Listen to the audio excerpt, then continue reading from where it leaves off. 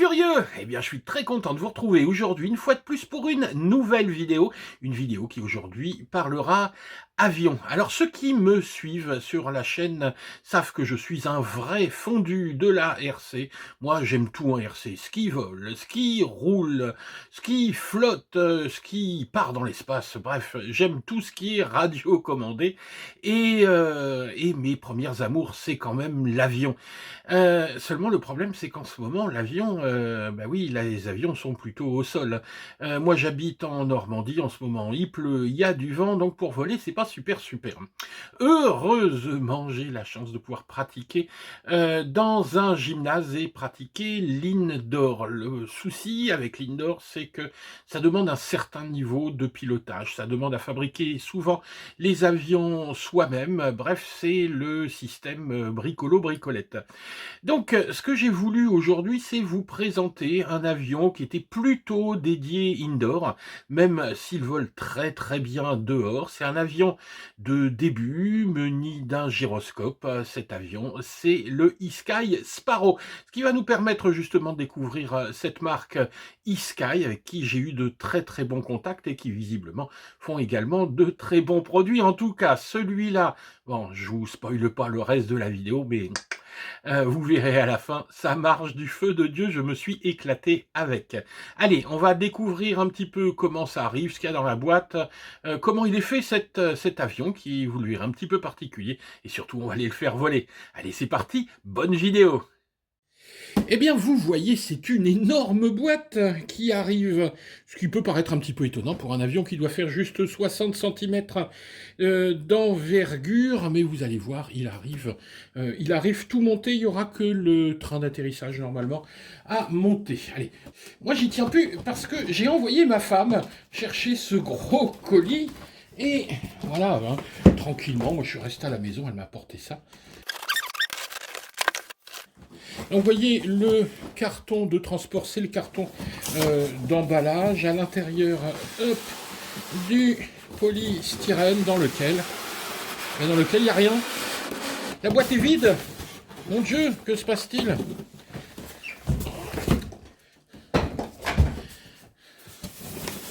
T'entends? Mais non, c'est une blague. C'est de l'autre côté, évidemment. Alors, eh ben, le packaging est pas mal, hein. L'avion est vraiment bien calé à l'intérieur, il n'y a pas de danger, puis de toute façon, c'est de l'EPP, c'est increvable ça. Alors, voyons les différentes parties. Le train d'atterrissage, le petit chargeur, la batterie doit être dedans, une petite pièce ici en contreplaqué, je ne sais pas ce que c'est, on verra à quoi elle sert, de petites protections en mousse pour bloquer la radio. Hein. Bon, petite radio toute simple, hein. Donc là, on est vraiment dans l'entrée du modélisme. Pourquoi dans l'entrée du modélisme? Parce que, bon, c'est une petite radio en plastique, même l'avion ne va pas être extraordinaire. Par contre, on aura un pilotage intéressant avec des ailerons, un biplan. Au niveau des qualités de pilotage, on va pouvoir apprendre avec cet appareil. Qu'est-ce qu'on a d'autre? Un bloc de mousse. Et puis ensuite, eh ben, c'est directement l'avion. Vous voyez, il n'y a pas grand-chose à l'intérieur. On va sortir, hop, l'engin, et le voilà. Hop, hop, on retire ça. Donc on a la batterie à l'intérieur. Donc ici, c'est une 2S en 650 mAh. Le capot, donc, tac, au-dessus, voilà, avec une petite entrée d'air ici pour refroidir l'ESC. On a juste normalement les deux trains à mettre. On va les mettre.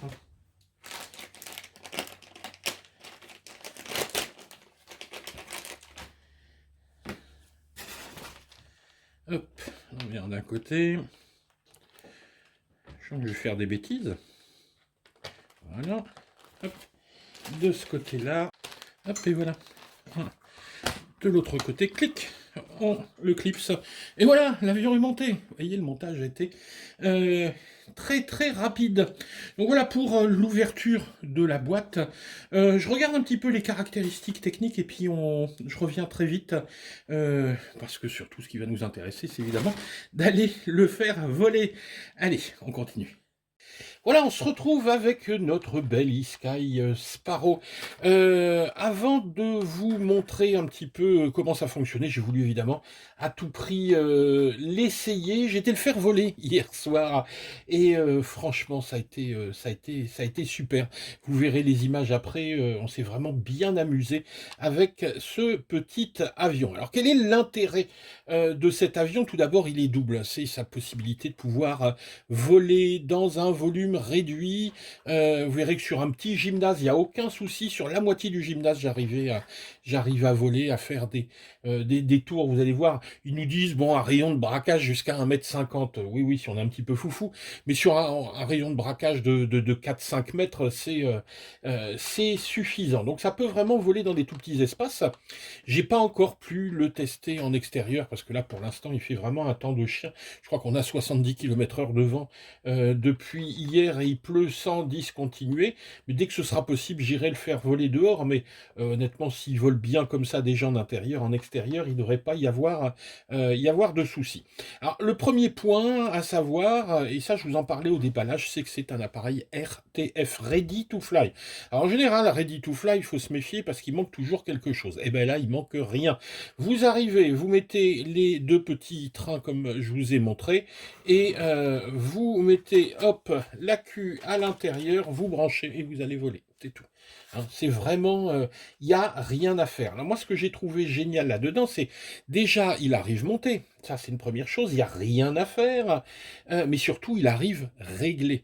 C'est-à-dire que dans la notice, ils vous disent de contrôler un certain nombre de choses, l'horizontalité des ailerons, celle du stab à l'arrière. Mais en fait, tout est déjà réglé. Je vous le montrerai tout à l'heure. Alors, sa taille. Alors ici, évidemment, j'ai pas beaucoup de place, c'est pas évident à montrer. Il fait 61 cm d'envergure. C'est un petit poids plume, il fait 147 grammes sans sa batterie. Il est livré, hein, je vous avais dit une batterie, en fait, il y en avait une à l'extérieur et une à l'intérieur. Il y a deux batteries. Deux batteries en 2S 650. Je pensais qu'il n'y avait qu'une seule hélice, en fait, j'en avais fait tomber une par terre, j'ai pas fait attention en déballant.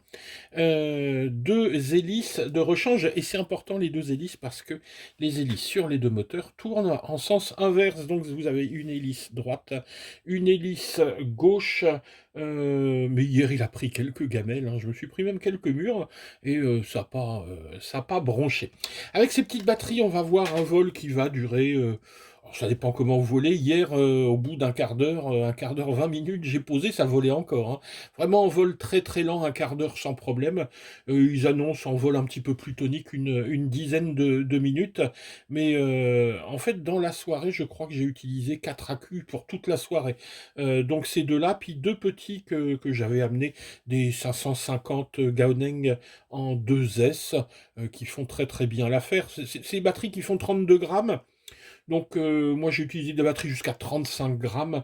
Il n'y a pas de problème. Il faut faire quand même attention. Hein. Vous avez un appareil qui fait 147 grammes, n'allez pas le charger avec des batteries qui font 50 grammes. Il va pas aimer. Pareil, essayez pas d'y coller une GoPro sur la tête. J'aurais peut-être laissé avec la petite Go 2 qui doit faire 17 grammes. Alors 17 grammes ici, c'est plus de 10% du poids de l'avion. Donc c'est pas bien dit que ça fonctionne. Second point important, alors c'est déjà le look. Le look est assez étonnant pour un biplan, parce que les biplans en général ils sont monomoteurs, on a le moteur à l'avant. Et ici, regardez, si vous venez taper, eh ben, il n'y a pas de moteur, il n'y a pas d'hélice, vous risquez pas de bousiller. On a un bimoteur, on a un biplan bimoteur, avec un moteur de chaque côté ici. D'ailleurs, on regardait hier soir, même si on met pas le train d'atterrissage, les hélices touchent pas. Donc à la limite, on peut même voler si on a envie sans train d'atterrissage. Ça pose aucun souci. C'est un avion en EPP. Alors l'EPP, qu'est-ce que c'est?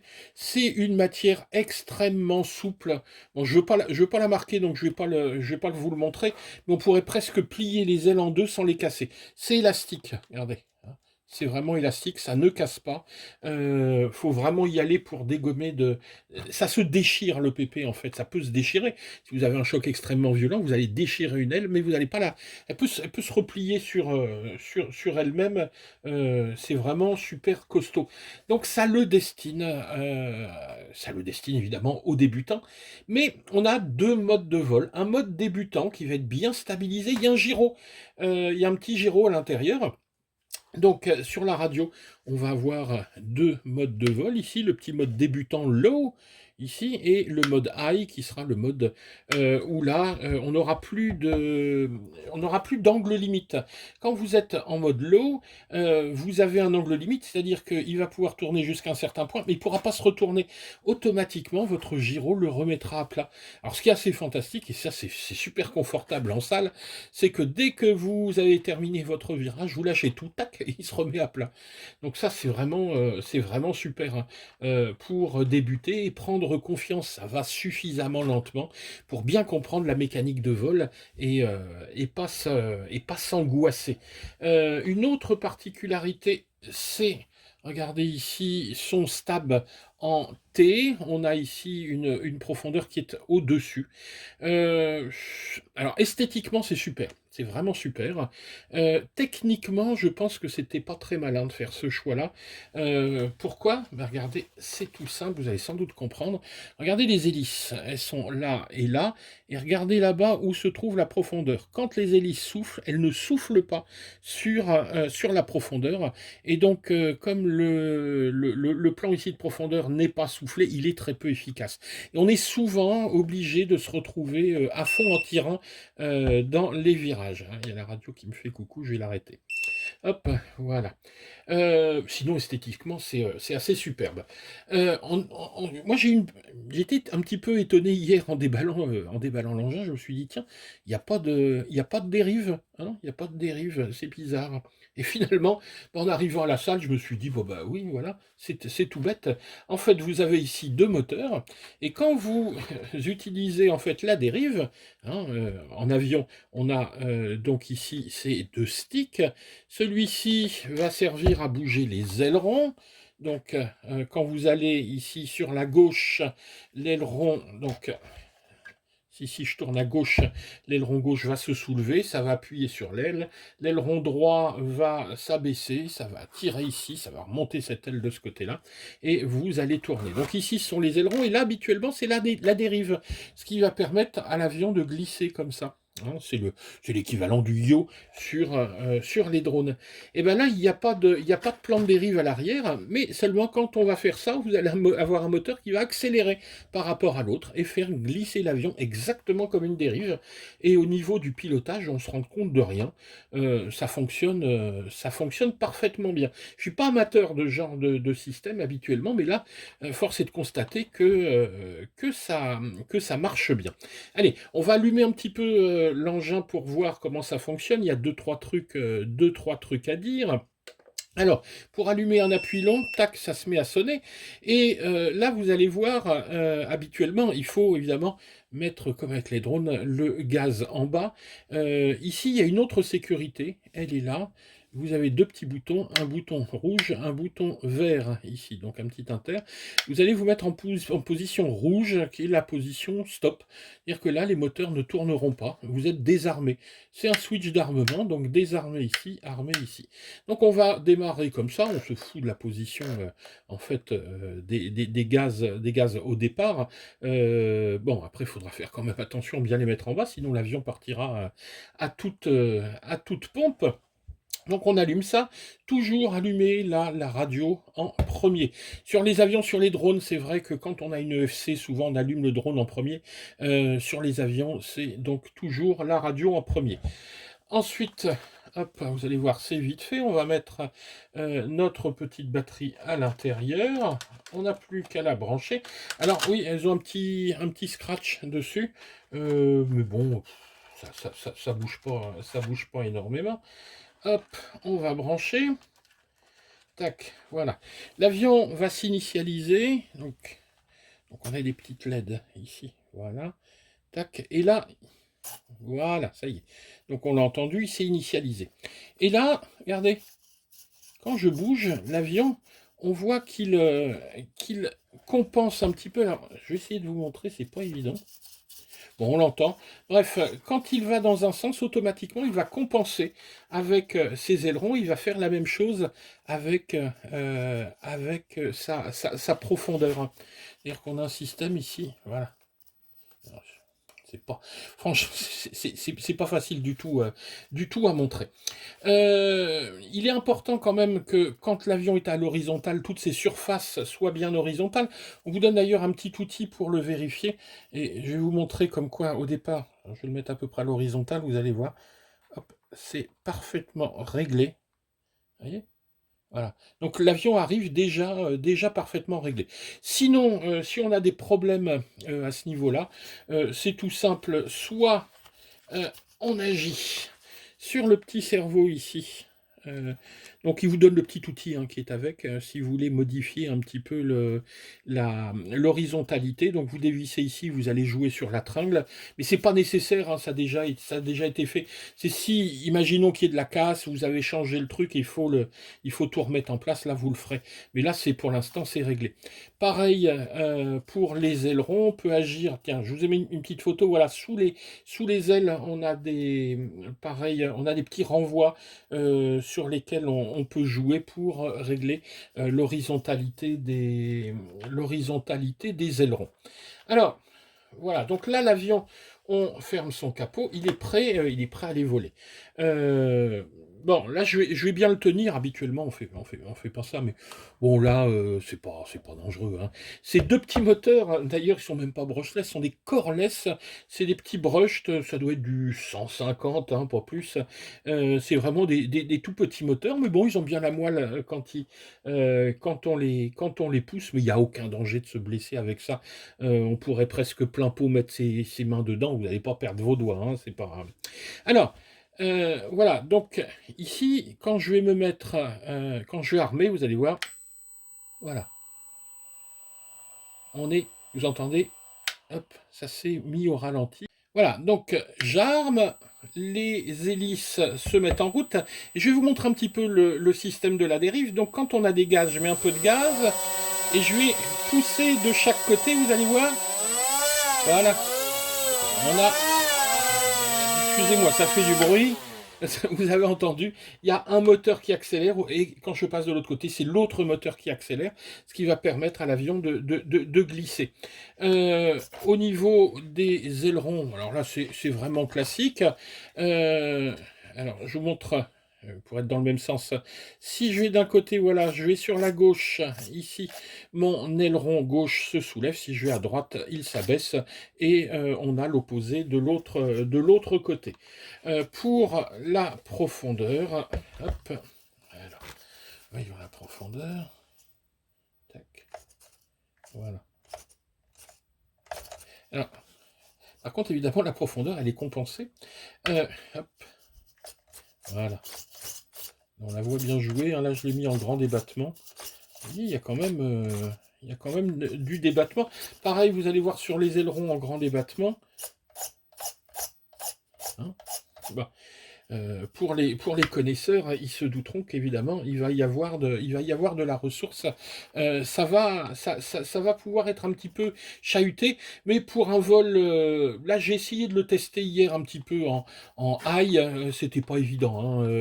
Il est quand même un tout petit peu brutal pour l'intérieur, mais en version low, c'est un bonheur à utiliser.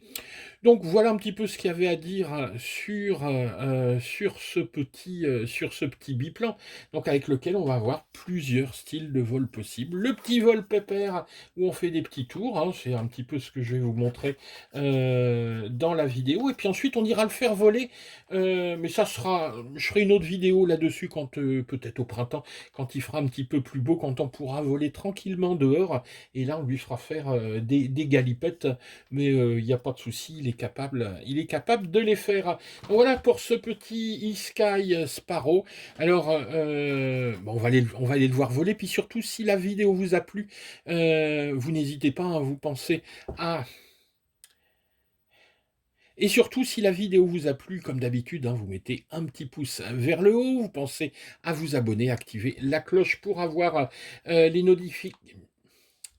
Putain. Alors comme d'habitude, si la vidéo vous a plu, vous pensez à nous mettre un petit pouce vers le haut, pensez à vous abonner et activer la petite cloche si vous voulez recevoir les notifications de nos nouvelles vidéos. Et puis n'hésitez pas à utiliser nos liens affiliés. Ici je vous mets les liens vers Banggood et vers eSky. Comme ça bon, vous irez voir un petit peu les prix. Les prix, on est dans un petit peu moins de 200 euros. Ça peut paraître effectivement une somme, mais vous avez vraiment tout, vous êtes prêt à voler. Les gens qui font de l'indoor, vous savez, quand on additionne le contrôleur, là il y a 2 moteurs, il y a les cerveaux, il y a la radio, il y a le matériel, etc. Et ben, quand on construit l'avion soi-même, là on monte vite à une centaine d'euros sans la radio et sans les batteries. Donc vous voyez, c'est vraiment pas excessif pour quelque chose qui est monté, quelque chose qui est déjà réglé. Voilà. Allez, j'arrête de jacasser. Il faut toujours que je jacasse. Direction la salle et on va faire voler ça en indoor. Allez, ciao les gars!